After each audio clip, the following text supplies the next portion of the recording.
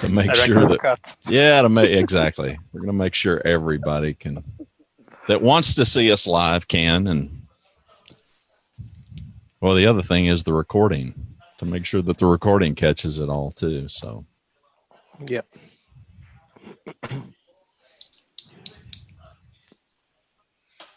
All right, we're live on Facebook, and we welcome our audience to Scale Up Heroes. Our goal here is to bring the best minds with the best real-life experiences when it comes to scaling up businesses. And with us today are folks that are the heroes who took on the odds. They're living to tell the tale. I'm your host, Randy Cantrell. To all of our viewers, we want to invite you to visit our website, ScaleUpAcademy.io. Today, we're discussing scaling up engineering. And so we welcome our viewers, our panelists, and I want to introduce today's moderator, Pedro Torres. Pedro is the Director of Software Engineering at Talkdesk. He's coming to us from Porto, Portugal. Pedro, it's your show. Thanks for being here. Hi, thank you for having me. So should I kick off? Absolutely. Cool, great. So welcome everyone to this new episode of Scaling Engineering Teams. I have the pleasure here to have five brilliant minds that are successful in what we are going to discuss today. So we have Marcelo from Unbabel, we have David from Decibel, Dave from Pedro, Paulo from Pomelo, and Antero. So I'm probably going to ask for each one of you to introduce yourselves and after that kind of to explain a little bit better what you do at your company and how big is your current engineering team. So I think that Marcelo can start. Sure. So first of all, happy to be here and share a bit more war stories and a bit of the lucky and unlucky battles. So my name is Marcelo. I'm VP of Engineering at Unbabel. Size of our team, we're roughly 40 engineers. We're organized teams and tribes. Company-wise, around 120 something people, growing fast and a lot. And that's pretty much it. Cool. Thank you for that. Who should go next? Maybe you, David? Hi, thank you. First of all, thanks for having me on today. Really, really honored. So I'm David Ives. I'm the VP of Engineering at Decibel. We've got a team of 22 out of a company of 90. That 22 covers engineering, and we've got data science in that team as well. So it's about a 60-40 split. Team's growing rapidly, taken on sort of 50% of the team since I've been with the company, which is in the last sort of 10 months. Cool. Thank you for that. Who's next? So maybe Dave. Yeah, hi. Good to be here again. So I'm engineering manager at Paddle. Engineering team is very similar to David, about 20, 25 people. I forget depending on which day it is because we're growing so quickly. Paddle as itself is about 85. And again, we've seen a very similar growth pattern of, we were 8 engineers when I started like 6 months ago. We're now 22, 25, growing as quickly as we can hire, really. Well, very nice. And what about Pomelo Fashion, Paulo? Hi, everyone. Thank you for having me. My name is Paulo. I'm the VP of Engineering at Pomelo Fashion. We're currently around 25 developers, among developers, product managers, and some UX UI on a company of 200 people. The growth here is as fast as we can. We hope to double that number to 40 by the end of this year. And that's pretty much it. Wow, big plans. And finally, last but not least, Antero. All right. Hi, everyone. I'm Antero. I'm from Universe.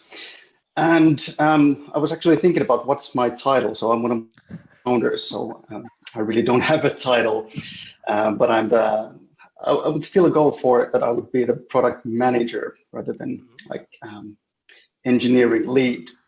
And that also kind of comes up with about the team size that we have right now. We have 8 developers, and we're basically in the situation that Dave said like 6 months ago. So 8 developers and now scaling up really fastly, as fast as we can. So in 2 months, we're going to have even more people. And I think this is going to be like an interesting discussion also on my part to learn like how you guys like moved from kind of like single team setup into multi-team setup. Yeah. What that means and what's required and so forth. So really waiting for the discussion here. Great, fantastic. So we have like five panelists, very different companies with a couple of similarities. So I think it's going to be a great conversation for sure. Well, let me kind of first also talk a little bit about Talkdesk. So Talkdesk, we have around 150 engineers, more or less, which kind of represents like almost half of the people that we have here at Talkdesk. And just like Randy was so kind to say, I'm the engineering director here. So in terms of responsibilities, what are your main duties today at your company? So how do you see you invest your day doing what? So I think that now we can start probably with Antero, since he was like the last one.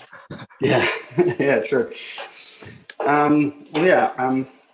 My day as well, not only being the kind of like the product manager and also managing the product team, I also have all the kind of like other things that I need to do related to the company management and so forth. But I would say kind of like the most of the things that I do are related to the like problems from our customers, not like problems of what customers are having on our platform, but kind of what are the problems for the customers and really understanding them. And then going like with the team and trying to find solutions for the problems, prototyping and so forth. Our team is really kind of like, currently it's still self-managed, good or bad. I think we can still do that for the next 2 months. I think like we're reaching the scale that we really need to start creating structure to get more out of the people. Well, it's actually funny that you kind of have the product and the engineering hats, which that's definitely challenging. It's funny and challenging and kind of stupid as well, to be honest. So we kind of, that's the thing, we can't do that anymore, and kind of it's to have this discussion at this point, because we're now kind of reaching the point that we really need to do this kind of a separation of duties. Yeah. I agree. And Paulo, tell me. Yes, I'm glad you asked me. So just like Antero, I'm also responsible for the product development, as also the product direction, as also the hiring, the IT support, and mainly the software development and the engineering side. When we talk about building an ecosystem, building microservices, and I have to disagree with Antero in that the product and the engineering cannot be side to side. I actually think they can be very complementary. So for me, the trick was to find the right people to support you. So you need to create a second layer of product managers and team leads that you truly trust, that they will grab your directions, grab a little bit of your dreams, and just move them forward and gather the specs, creating the requirements, delivering them to a UX UI, doing a proper approach and delivery and briefing to the developers, and getting that thing into a continuous delivery and continuous integration process. So I completely disagree that product engineering should be side to side, but it is very challenging. It's incredibly challenging to find all the little details that the way engineering sees and the way a product developer sees is very different. I find it easier for an engineering to approach the product than a product to approach the engineering side. Okay, I think that product pretty much is like looks after what you want to build, and while engineers is how you want to build it. Right. So that's why usually you have some sort of unintentional clashes, because someone is much kind of delivering features to customers while other ones are actually looking after the sustainability, reliability, and all of that. So I think it's so when you have that in one single head, as long as that head has a great support and a great second layer that gives them the right information that he needs to take the decision, then I actually find it much easier. Otherwise, you will always have the clash of the product manager and the engineering, VP of engineering, clashing into meetings of what's the priority and where should we allocate resources. And then it goes from directions like, okay, let's do 2080, all the way to let's self-manage, But at the end of the day, the VP of engineering is the one that is there with the developers. So he's the one who ends up deciding where the time is allocated. He's the one that inspires his managers, his UX, UIs. He's the one that slowly but surely can define the direction. So no matter how much the product manager wants something done at a certain date, unless the VP of engineering wants that to be done at a certain date, otherwise we'll never get done. Okay. So David, I saw you nodding. So can you tell us a little bit about your duties, your current duties, and if you want to add something to these kind of different point of views between the engineering and product, should all be on the same person, different persons? Yeah, I think the best product managers I've worked with, we've always had a healthy friction between the two of us because we are representing different sides of the business to a certain extent. And I think that's really good. There is that idea that this has to be finished by this date.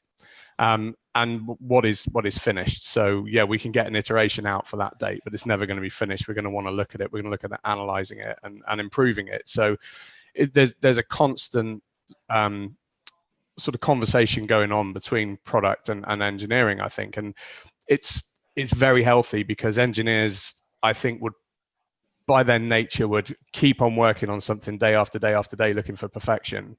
Whereas products are obviously going to be far more focused on shipping. So that balance in between the two is really good.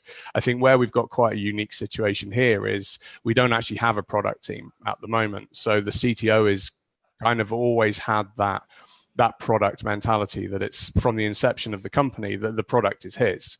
So he has that representation, which means he's very, very aware of what engineering actually needs, which does in that case make my job a little bit easier because we're both kind of coming from a slightly similar direction. The flip side of that is as the company has grown, now we need to bring a product team in because we need that friction back in so we can make sure that we're looking at the market and we're making sure that we are definitely building product that the clients actually need rather than ideas that we think are really good. So I've been in both, and there's pros and cons definitely to both sides, but it's all about that friction to me. I think that's the really healthy part. Yeah, healthy friction. I agree. Dave. I also agree with that. I never said that we didn't have product managers. We do. We just incorporate them as another engineering. They're just part of the engineering team. They're another engineer. They compete for the engineer of the month. They work side by side with the engineering team. So there's like this kind of approach of a team spirit more than two separate teams. But absolutely, I agree that needs to be a clash and needs to be a discussion about different visions of senior team leads and the product managers. I completely agree. I mean, what we had before and what we're actually looking for at the moment is a product manager and a product marketer. So the product manager will sit within the engineering team, and then the product marketer will obviously sit within the marketing team. So we've then got two interfaces. So we've got that outbound and that inbound. So I saw a quote the other day that the difference is the product manager gets it on the shelves and the product marketer gets it off the shelves. And I think then engineering and product managers are much, much closer. You're going towards exactly the same goal. I think they keep each other honest, which is the really important thing. And it makes sure that it's good to have someone question your decisions. And I like the fact that I have to sort of validate my ideas to someone. A question about that. Like, how do you manage the ownership of the different parts of the product when you have like a product manager, tech lead, and so forth inside one team? Does the team own a certain part of the product completely, or kind of how does it go? For me personally, it's quite easy. Our application is basically broken down into three parts. We have a very distinct front end, API, and back end, then data science as well. But just because of the way that the application is built, they're separate teams using separate technology. So that's actually fairly easy to break down.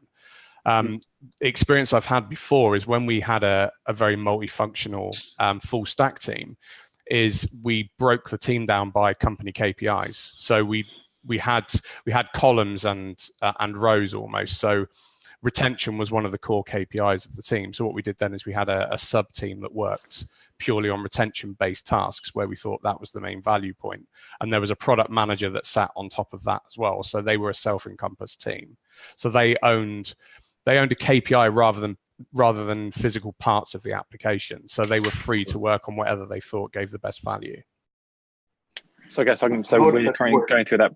Sorry, I guess we're going to go through that process ourselves at Paddle. So we currently have, and to talk about the monolith, which is full of lots of stuff. We're now splitting it out into different domain areas and kind of going through that domain modeling kind of exercise of here's everything you're currently building, here's everything you want to be building, write it all down. Now try and draw circles around things that are kind of related to each other and see if you can make some domains out of them.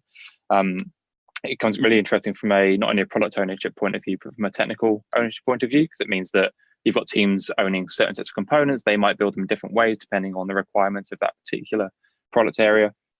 But also means that and I guess the downside of that is you will always get contention between your product areas. So if you've got something that spans, in our case, checkout and subscriptions, very tightly coupled, but are really different in terms of the technology used and required. So you do have that kind of push and pull between what's important for checkout might detriment subscriptions and vice versa. So you need to have that kind of product coordination, which we do via a CPO managing the product managers to try and keep that organized. Do you have like two different structures, right? Yeah, and it's similar. Well, not only two different structures, but we have product managers per team, and then a CPO who tries to coordinate the product managers together, and they work as a community to make sure that everyone works together. Okay, very well, Marcelo. Yeah.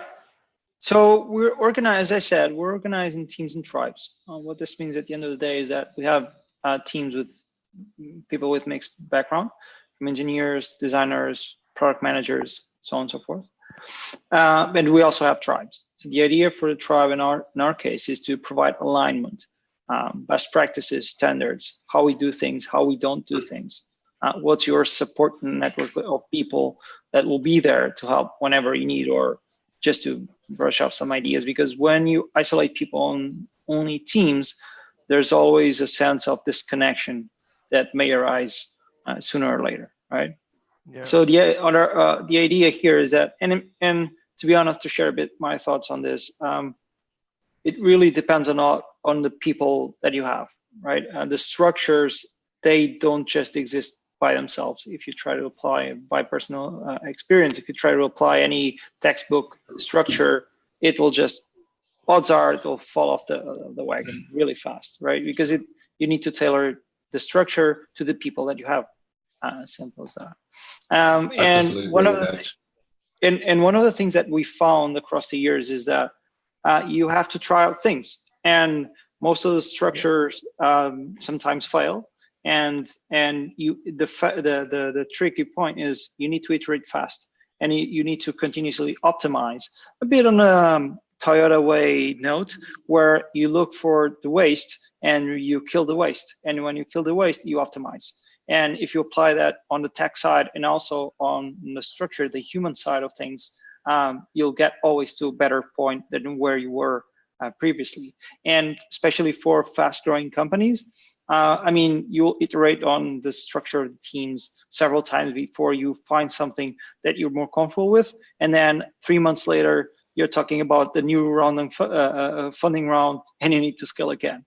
So it's all about the same roller coaster, and knowing where the pain points are, what are the key players internally, and what are the teams that need to scale, and who are the people that you need to scale. Sometimes thinking about people and the structure is about also, when you as an engineer, you tend to think about architectures both vertically and horizontally.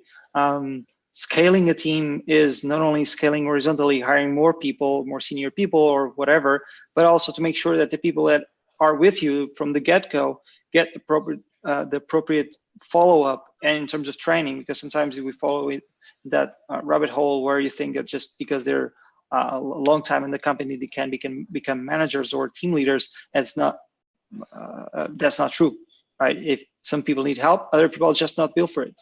And it's all about knowing the people that you have internally as well. Paulo, you were going to add something, if I'm not mistaken? Sorry, no, the mic was on, but I totally agree with that, with Antero, with Marcelo, sorry. You always need to scale it up based on the people that you have, and that's why so much of my focus has been in creating a very steady and strong second level that would allow me to actually build all the third level, that at the end of the day is the one that actually does the work. So what we did in Pomelo, we've treated from the beginning, since we were just a few coders, 3 or 4 people, we always treated every single program and every single microservice as their own full program, meaning that they have their own Jira sprint, they have their own process, they have their own release dates. So it may seem a lot of work at the beginning because, and sometimes even a little bit idiotic, because you say, oh, but the same person is being the tech lead in 3 different products and is also the developer in 2 of them. And you'll be, yes. But as soon as you manage to scale up your team, that entire structure is already created. The entire flow of communication from one microservice to the other is already done. So what we've done is that, so we've separated into teams that absorb products. And among the 11 products, some people will be in one, some people will be in more than one product. Then all of these products, they serve an epic that is a customer journey. In our case, it's from the login all the way to the checkout, home pages, category pages. We also produce our own products, so we also have a product journey where the designers start designing the products all the way they're manufactured, brought back to several countries and shipped and aggregated into collections and passed into the website when the customer journey really begins. So we have these 2 journeys and we classify them with epics on Jira, and that really has allowed us to give ownership to the developers. So each developer has more than one epic, and that epic falls always has to fall into one single product. So you aggregate a couple of developers in a single epics that end up being a little bit like the KPIs, and you add a product manager. So historically, each product manager would have his 20, 25 epics that we're trying to reduce more and more and more, to the point where the product manager will have 5 or 6 epics, and the developers will be quite specialized into doing either research or maintenance. In the meanwhile, they have to do a little bit of everything. The continuous integration and continuous delivery does allow you to constantly be pushing software out without having to think of user acceptance cases, and allow a little bit of micromanagement also at the beginning. We are definitely going to jump into that subject in a minute. So I think that at least the takeaway is definitely that you can't ignore context, and one size doesn't fit all for sure. And so that's why all these ecosystems that we are talking about are so different and with different approaches. Actually, there's one thing that I'm really interested in. So each one of you, or at least the majority of you, actually spoke about a tech lead or a team lead. So I heard both expressions, and at least from my readings, I think it's a very hot topic. Mainly because I think we have like 2 very strong school of thought. So we have a school of thought that believes in team or tech lead and someone that is inside the team and is like the guy that is kind of pushing forward, making a couple of decisions. Sometimes even the scrum master of the team or not. While there is actually another school of thought where people believe that teams should be completely self-organized without kind of roles and senior, junior, all of that, and much more kind in the team spirit, and hoping that the team will have autonomy and push forward as one. So I would like to understand in which kind of school of thought each one of you sits. So I'd probably challenge David to go first and kind of to share his kind of opinion around this topic.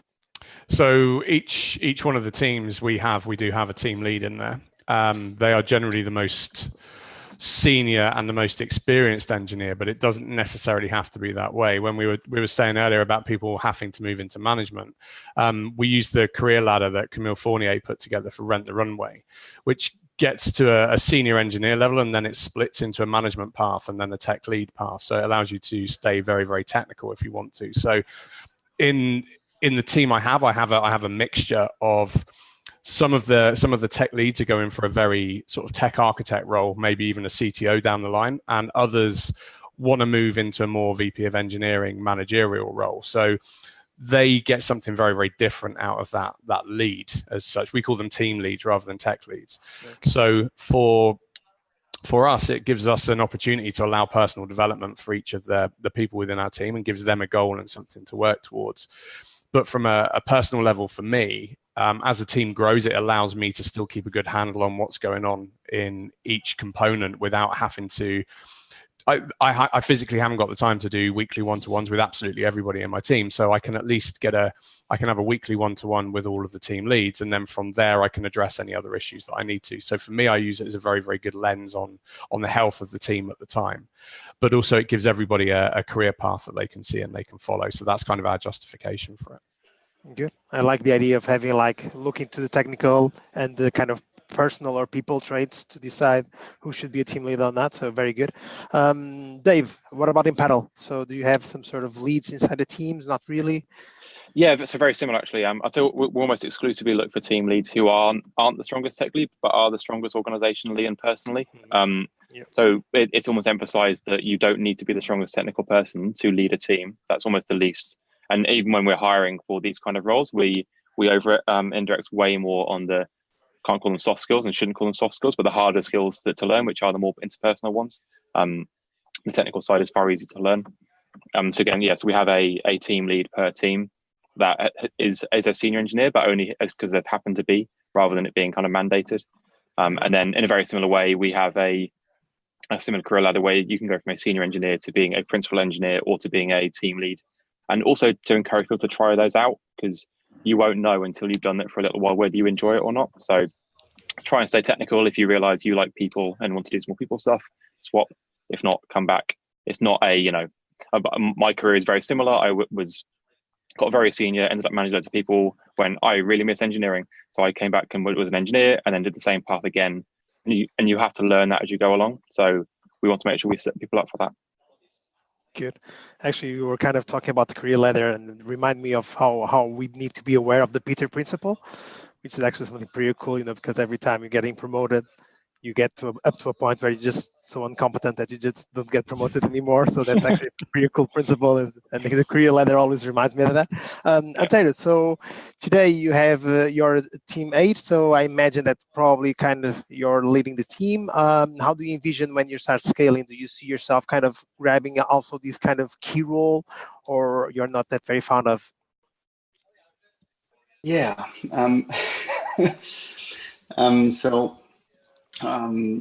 Well, I would kind of answer this question more of the other entrepreneurial stuff that I've been doing for the past 8 years. So kind of what are my learnings from kind of can a team be a self-managed team, or does it need a lead, and what kind of a team lead do we need? I think that at some point in the structure of the product, you need to have a strong leader somewhere there. But the team leaders themselves who manage, for example, developers and UX designers of 4 or 6 people, they can be quite technical people as well. They can be not the they can be also not the best hard manager if there is one tougher manager above them. And how I see that, how I'm building the teams now, is that I personally don't want to lead any tech teams. I don't want to have any subordinates at all. I always want to hire people that are smarter than me and better leaders than me.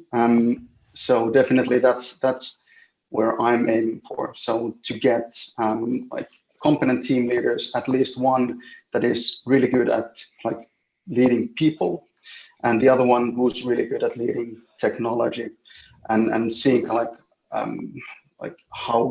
does that work with the teams themselves. To be honest, I don't know. I'm just pulling this out of the things that I've learned from other work as well, beforehand. That's the beauty of it. You're going to discover as you go, trust me. Marcelo, your take on that? All right. So we have a lot of different teams, and they work in very different areas of the pipeline. And I call pipeline to all the things that we do.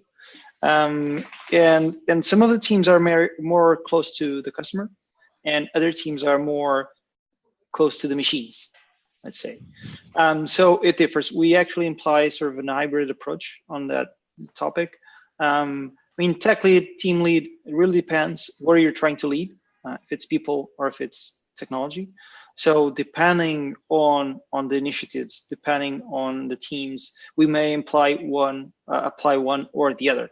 Also depends on the structure for that initiative in terms of if there's a product manager more focused on the overall experience, if the product manager is more worried on the service and delivery. So it depends a lot. Again, it's all about the people and also the expectations. I mean, it's very much important to when people join us at the end of the day, they know if we need to know if they're at the moment with the mindset more focused for a managerial position, or if their goal is to become the best at what they do.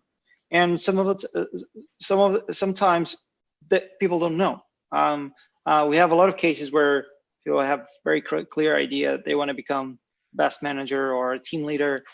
Some for the wrong reasons. Some people think that because they can boss people around, it's a good thing. But for other people, it's just about get more deep in the tech stack, understand more how things get done and how to improve stuff. It really depends again. And we actually apply both interpretations of the structures. And probably we invent some other, we experiment a lot. That's good. That's great. Yeah. Paulo. That's actually, sorry, just to sure. throw something. Go ahead. So one of the things that we've always been super transparent in the way that we manage our teams and how we look at the structure of the company. And one of the things that helped, and it works very well with Unbabel, that I don't see it working in previous companies where I worked at, is that the teams are very fluid. So we change a lot. People are involved in these decisions.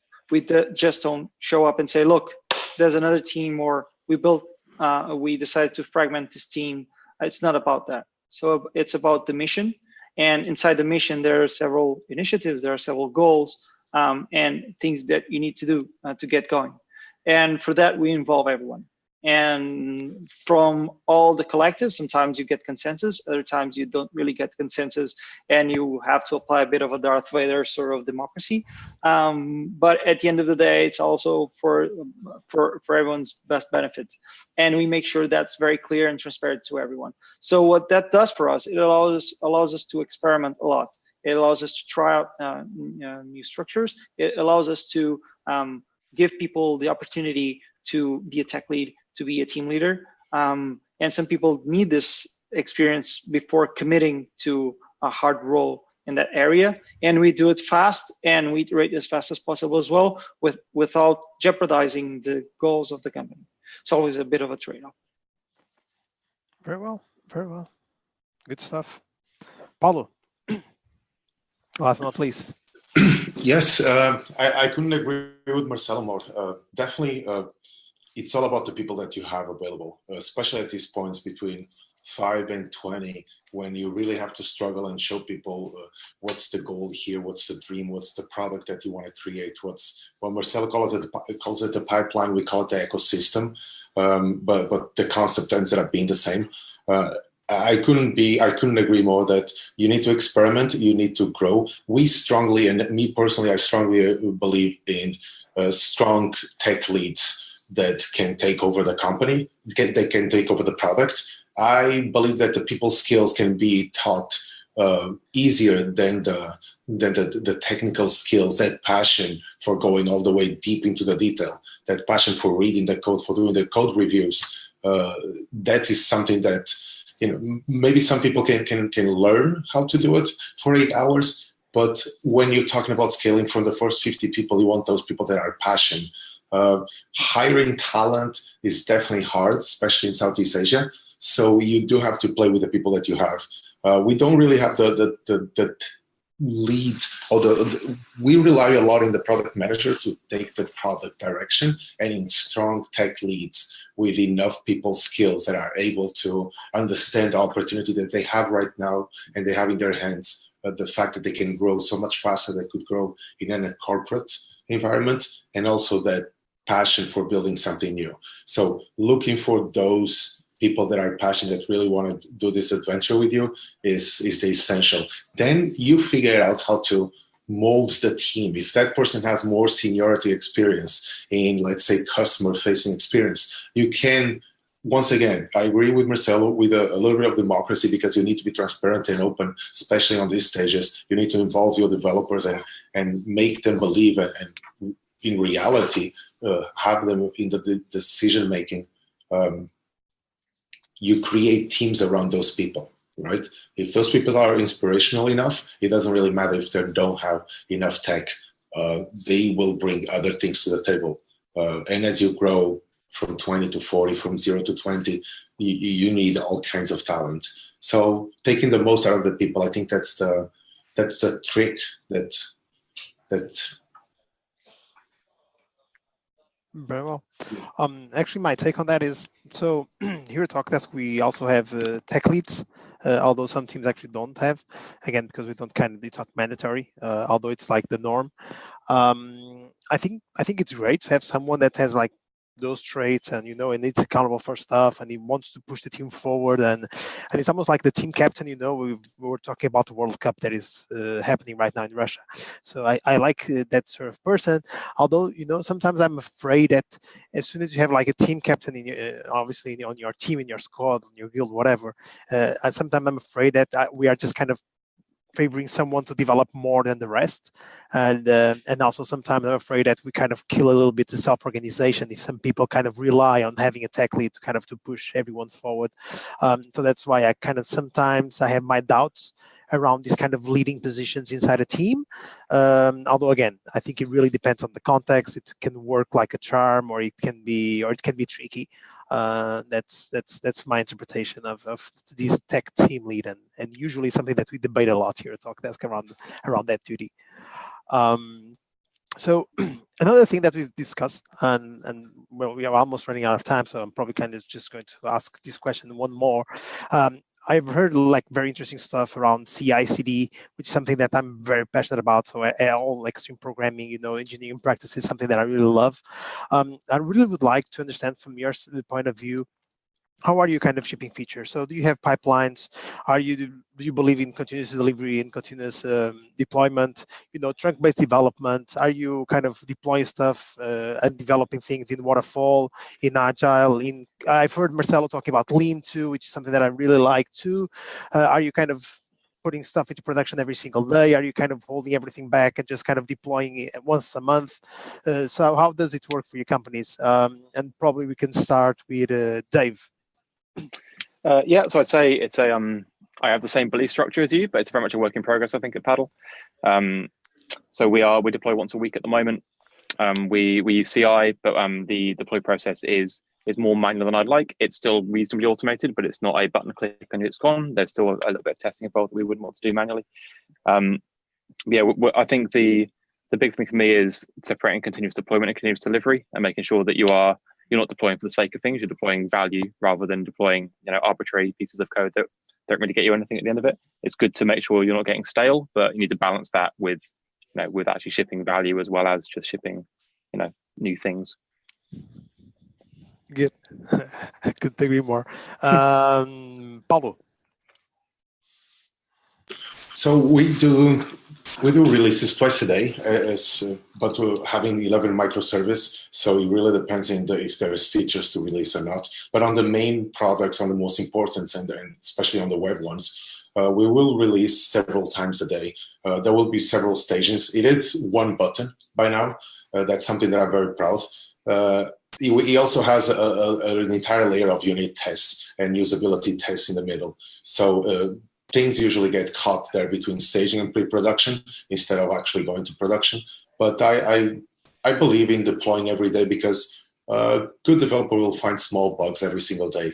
And it's not random pieces of code sometimes, but it is small little things. And 0.1, 0.1 plus 0.1 sometimes is like 10%. Good. Marcelo. We deploy many times a day in our service.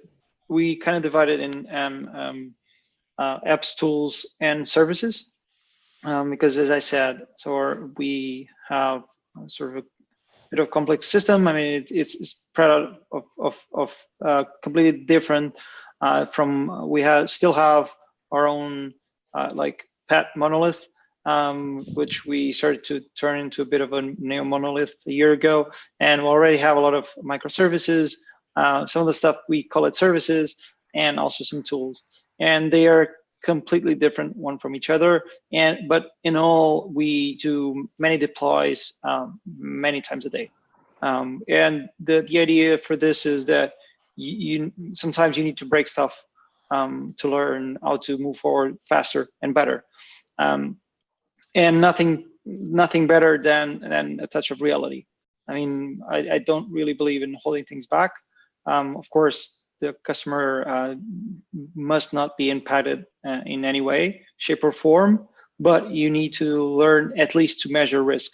Because in my personal view, the only thing that us managers do at the end of the day is manage risk. The risk of deploying more, not deploying enough, the risk of not hiring or hiring fast enough and then having to fire and losing time. So it's all about risk. And this is something that I try to pass as much as possible to not only for team leaders, tech leads, but for, I mean, the junior of the junior guys that just joined the company that needs to understand that every action has a consequence. Could be amazing, but it can also be disastrous. And of course, we have our pipeline with tests, with all the things in the book. We also have our launch readiness review, handover readiness review. The DevOps team is truly, in a sense, a DevOps team, just not the sysadmin guys with a fancy name. And so we work a lot together to make sure that we always try to deliver the best value possible, but we do it as often as possible and as much as necessary as well. There isn't many restrictions. There aren't many restrictions to the deployments, rather than making sure that it's, if it's something that it's critical, we have a critical path on the system, that it needs the appropriate follow-up from the teams, and it all checks out. It's deployed, it's validated, and it's fine. Okay, thank you. David. We have an official release once a week, but again, we will be releasing, each of the teams is able to release as much as they want, but there's one official release where we pull everything together. They're more kind of roadmap releases, so that's part of a change log that will go out to the customers. I mean, we would never be in a position where we would find an obvious improvement and wait until the next release. If that was 5 working days, we'll get it out as soon as we can. Our deployment process is certainly not where we want it to be at the moment. It's a big focus for us this year, and the DevOps team is something that we're building heavily. Yeah, the one button click is the holy grail for us at the moment, and that's exactly where we're focusing on. Good. No, that's a good target. Antero, how about you? Do you kind of shipping every day, every week? Are you using Agile to help you deliver faster to your customers? So what's in it for you? Deliver as fast as possible, multiple times a day. That's definitely. We took that focus, I think, a year ago, and it took us some not 30 days, actually 6 months to get there. So now we have kind of one button deployments. And I kind of one thing that I would like to add to kind of like why that is also important is that the rarer the releases are, the more scared you are about the releases. But kind of like you get kind of used to it, kind of like, and when you release really small parts, let's say you release something every day that changes like 10 lines of code or 1 line of code, it's completely safe then. But when you do like big releases, it means that you really need to make sure you get everything right. Kind of like it's the smaller the better. I agree. The more the better. And if it's something that is hard for you, just do it more often. It will get easier. So guys, we are over time, so I'm kind of misbehaving. So sorry for that. I really would just like to kind of to close this conversation. By the way, it was very, very good. With if you had just one engineering advice for a startup, okay? So you know that company, 3 guys, 4 guys that just are kind of getting started or struggling to scale up. What advice would that be? And Antero, probably you can give the first advice, please. Yeah, the short one. Hire people that are smarter than you. Great, good one. Paulo, one advice. You are muted. My fault. I would say use GTD, get things done. That's the best methodology that you can do. Dave. Define what you want your culture to be when you get big now, and then make sure you don't lose that as you scale. You can hire quickly and you'll just lose your culture otherwise. Absolutely. David. I think it's trying to decide what kind of scale you're actually looking for. Are you trying to go for speed, or are you trying to go for volume? Because that's going to determine the kind of team that you're building. So not all hires are the same. Marcelo. So I kind of like that motto that says when you're shipping a product without bugs, you're not shipping fast enough. However, I'm all up for that, but shipping products without bugs or with bugs and do it fast enough doesn't mean two things. One, you're doing shitty code, and the second, you're doing shitty product. So you're perfectly capable of doing good code, of doing good product, and still shipping bugs. It's all a trade-off, but some stuff you really need to pay attention to. Absolutely. My advice would be probably hire slow, fire fast, which means just scale. Yes, it's fine, it's great, it's amazing, a lot of adventures, but scale with reason, with thought, and not just don't go for the numbers, because just going for the numbers is going to get you into trouble. Randy, I'm passing the wheel to you. Thank you so much. No, thank you. And since we're long, I want to do a really quick lightning round. We probably should have done this at the beginning, but hey, we'll bury the lead and save it for the end. Everybody, let's just go around the horn, and we'll start with David and end with Pedro, and just tell us a little bit about your company and what you do for our viewers that may not be familiar with your company. I would also add to that any location stuff. Is your whole team centralized? Do you have remote locations? So David, kick us off. Okay, so we are experience analytics. So we take algorithms to actually look at user interaction with the site, and then to apply a score to how satisfied or frustrated they are. So it's the equivalent of looking over a client's shoulder or a customer service expert, and being able to identify areas of our clients' sites and applications that potentially need attention.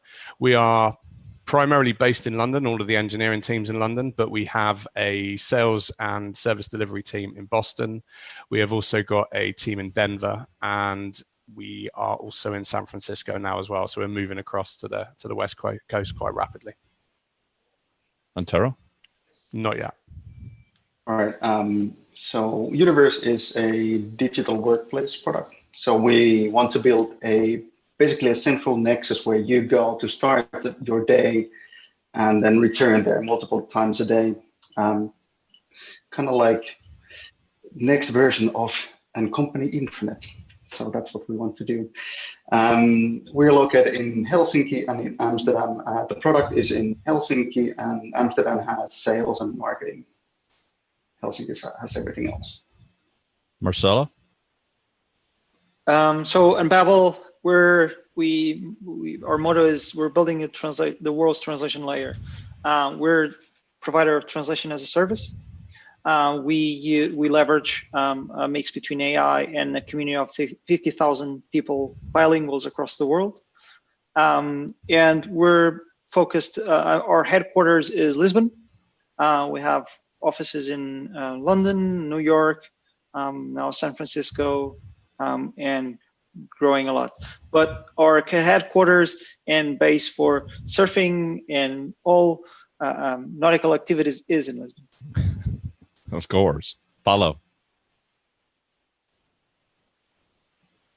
So Pomelo Fashion is the fast fashion company in Southeast Asia. So what we do is that we produce clothes that are in trend from the street all the way to the customer in a very short period of time with very good quality. We're located in Bangkok mainly. We have offices in some factories in China. We also have offices in Singapore and Jakarta. The entire dev team is located in Bangkok. Dave? So we make selling software as simple as possible. So if you want to sell software and you want to do recurring payments and licensing and tax laws and support and all that kind of thing that you need to use 10 tools for, you use the Paddle platform and we do all that for you. We're based in London. We were looking into having a local support and sales team in the US sometime soon. Pedro? So Talkdesk is a cloud-based contact center solution.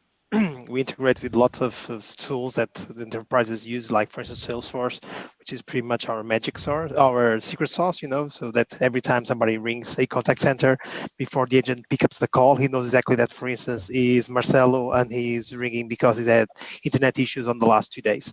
So the kind of the way that the customer service is provided, it's much more personalized. Regarding offices, so our headquarters is in San Francisco. We have engineering offices in Porto and in Lisbon. Okay, so the two main cities of Portugal, and we are going to open offices in Salt Lake City and New York City too. Well, thanks, gentlemen, and we want a special thanks to the viewing audience. We went long, but hey, there's no such thing as too long, only too boring, and it wasn't too boring. So we appreciate everybody for watching ScaleUp Heroes. A special thanks to all of our panelists and you, Pedro, for leading the conversation. We invite you to visit our page at scaleupacademy.io to learn more about us and what we do. And if you find these shows valuable, we hope that you'll hit that like button and share today's show. I'm your host, Randy Cantrell. Hope you'll join us next week. We will continue our conversation discussing scaling up product on Monday, June the 25th. Until then, everybody have a great week.